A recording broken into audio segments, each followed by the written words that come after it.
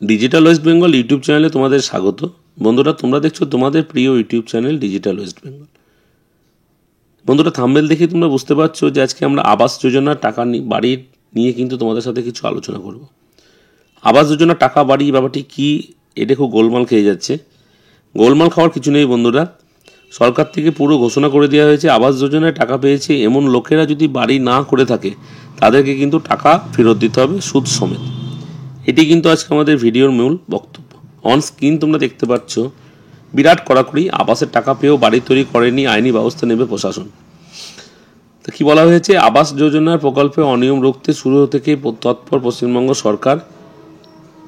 গত বছরের শেষে দেওয়া হয়েছে আবাস যোজনা কিস্তির প্রথম টাকা। তারপর থেকে অবশ্য কাজের গতি আনার পাশাপাশি সেই কাজের তদারকির জন্য ব্যাপক তৎপর রাজ্য সরকার। এমনকি রাজ্য সরকারের টাকায় বাড়ি তৈরি করা না হলে প্রয়োজনীয় আইনি ব্যবস্থা নিতে পারে ব্লক প্রশাসন। আবাস যোজনা বাড়ি তৈরি না করলে আইনি কী ব্যবস্থা নেওয়া হবে বন্ধুরা, এটাই জানার জন্য সবাই আগ্রহ হয়ে বসে আছে। সেটি হলো, সূত্রের খবরে বলা হয়েছে যে রাজ্যের তরফে এমনই নির্দেশ দেওয়া হয়েছে, যদি বাড়ি তৈরি প্রথম কিস্তির টাকা পাওয়ার পরেও নানা কারণে অনেকেই এই কাজ এখন পর্যন্ত শুরু করতে পারেনি, তাই ইতিমধ্যে গ্রামে গ্রামে দ্রুত তাদের কাছে শুরু করার নির্দেশ দিয়েছেন বিডিওরা। প্রসঙ্গত, প্রথম কিস্তির টাকা পাওয়ার পর কাজের অগ্রগতির ওপর নির্ভর করেছে উপভোক্তাদের দ্বিতীয় কিস্তির টাকা পাওয়ার বিষয়টি।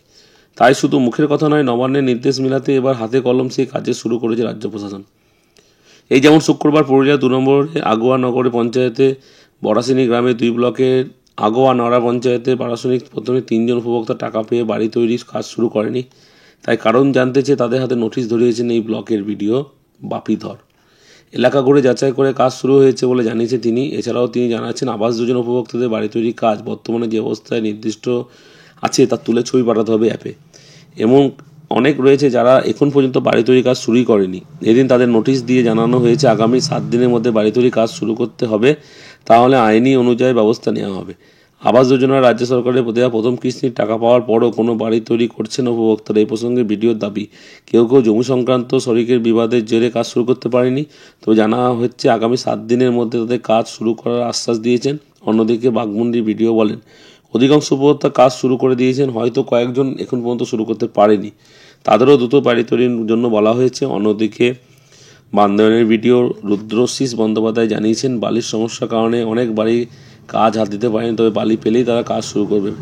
কর্মসূত্রে বাইরে থাকার কারণে যে পারিশ্রমিক শ্রমিক এখন পর্যন্ত বাড়ি তৈরি কাজ শুরু করতে পারেনি, ব্লক থেকে ফোন করে তাদের দ্রুত কাজ শুরু করতে বলা হচ্ছে। জানা হয়েছে 20 জনের মতো উপভোক্তা আছেন যারা বাইরে কাজ করছে, তাদের কাজ করার কারণে এখন পর্যন্ত তারা কাজ শুরু করতে পারেনি। তবে বলরামপুর ভিডিও জানিয়েছেন, টাকা দিয়ে বাড়ি তৈরি করবেন না এমন মানসিকতা হলে কেউ রেহাই পাবেন না।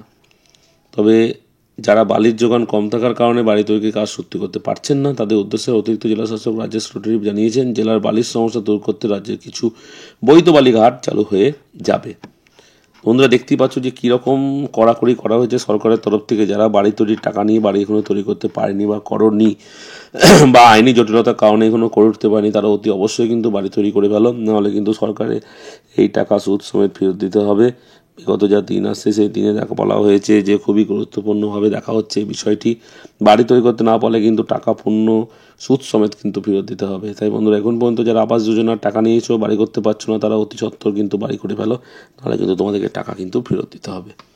তো বন্ধুরা, ভিডিওটি ভালো লাগলে অবশ্যই লাইক কমেন্ট শেয়ার করতে ভুলো না। আরও নতুন ভিডিও নিয়ে তোমাদের সঙ্গে আসবো, ততক্ষণের জন্য ধন্যবাদ, থ্যাংক ইউ।